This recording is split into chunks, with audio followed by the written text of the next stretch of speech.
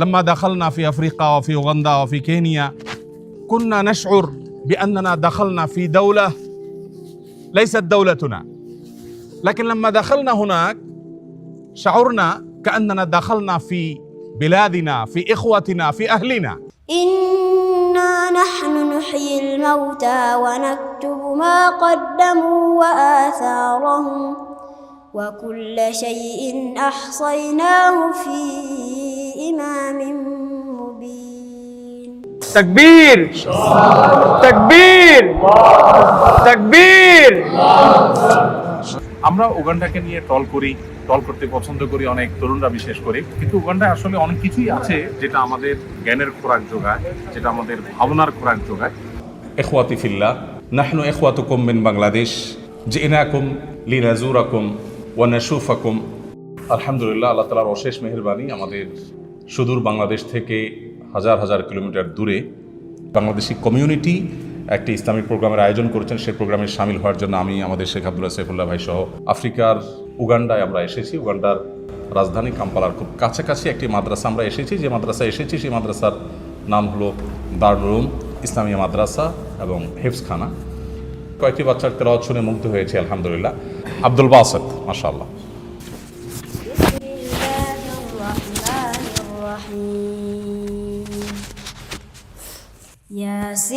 ياسين والقرآن الحكيم إنك لمن المرسلين على صراط مستقيم تنزيل العزيز الرحيم لتنذر قوما ما أنذر آباؤهم فهم غافلون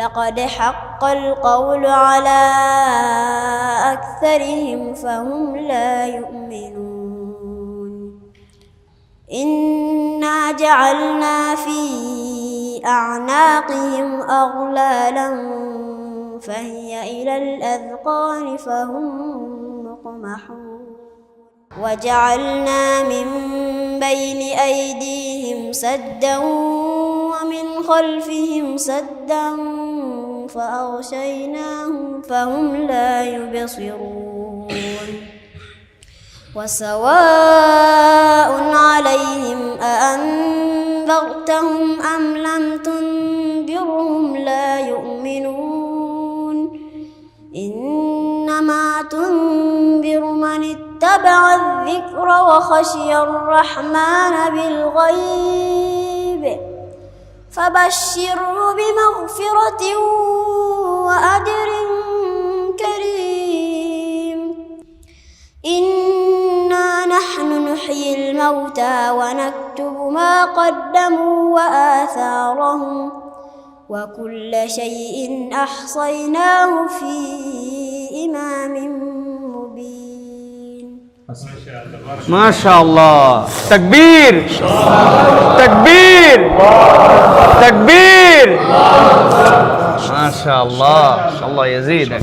نحمد الله سبحانه وتعالى الذي أنعم علينا نعمة الضيوف، فنرحب بهم جميعا. ألا مرحبا أهلا، وقد كنتم أهلا لآلف ألف من أنا مرحب أهلا. جزاكم الله خير، جزاكم الله خير. لما دخلنا في أفريقيا وفي أوغندا وفي كينيا كنا نشعر بأننا دخلنا في دولة ليست دولتنا، لكن لما دخلنا هناك شعرنا كأننا دخلنا في بلادنا، في إخوتنا، في أهلنا. এই মাদ্রাসা প্রতিষ্ঠিত হয়েছে 2014-তে এবং 11 বছরে এই মাদ্রাসা থেকে শতাধিক হাফেজ হিফজ সম্পন্ন করেছে।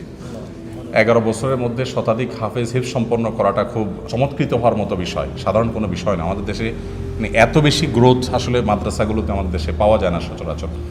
এবং এখানে 250 স্টুডেন্ট মাদ্রাসার।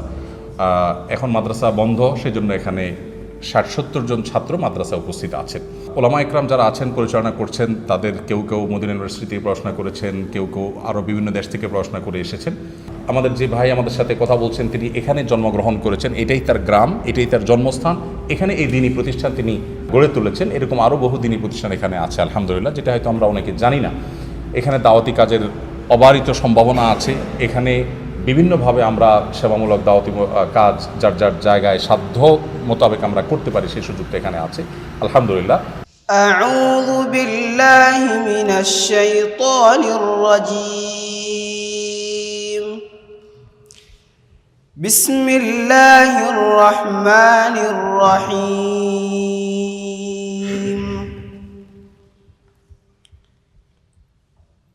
الذين جعلوا القرآن عضين فوربك لنسألنهم أجمعين عما كانوا يعملون فاصدع بما تؤمر وأعرض عن المشركين إنا كفيناك المستهزئين الذين يجعلون مع الله إلها آخر فسوف يعلمون ولقد نعلم أنك يضيق صدرك بما يقولون فسبح بحمد ربك وكن من الساجدين واعبد ربك حتى يأتيك اليقين. إخواتي في الله، نحن إخوتكم من بنغلاديش، جئناكم لنزوركم ونشوفكم. لا بد عليكم أن تكونوا علماء متميزين ودعاة بارزين. على رأسكم هم عظيم ألا وهو الدعوة إلى الله سبحانه وتعالى، الدعوة إلى التوحيد والسنة في أنحاء أفريقيا بل في أنحاء العالم كلها إن شاء الله.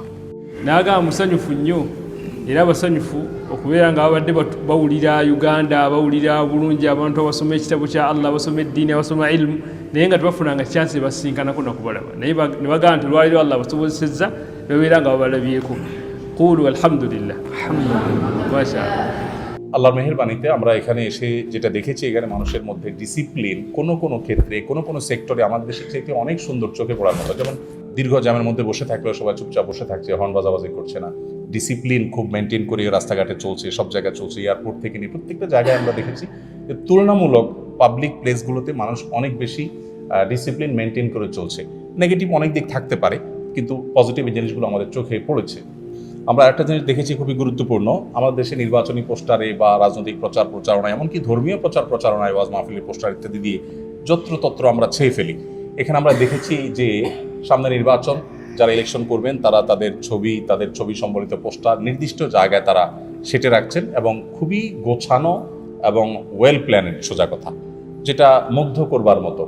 এবং আরও অনেক জিনিস আছে যে জিনিসগুলো আসলে চোখে পড়ার মতো এবং মুগ্ধ হওয়ার মতো। এখানে মুসলমান যারা আছেন তাদের সংখ্যা প্রায় 30%-এর বেশি মুসলমান এদেশের স্থানীয় আছেন।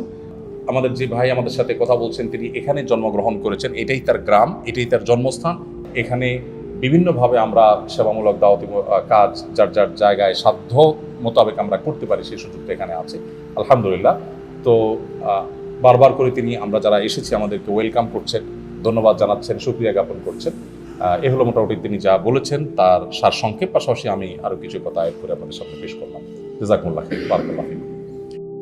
আস-সুন্নাহ ফাউন্ডেশন, উম্মার স্বার্থে সুন্নাহর সাথে।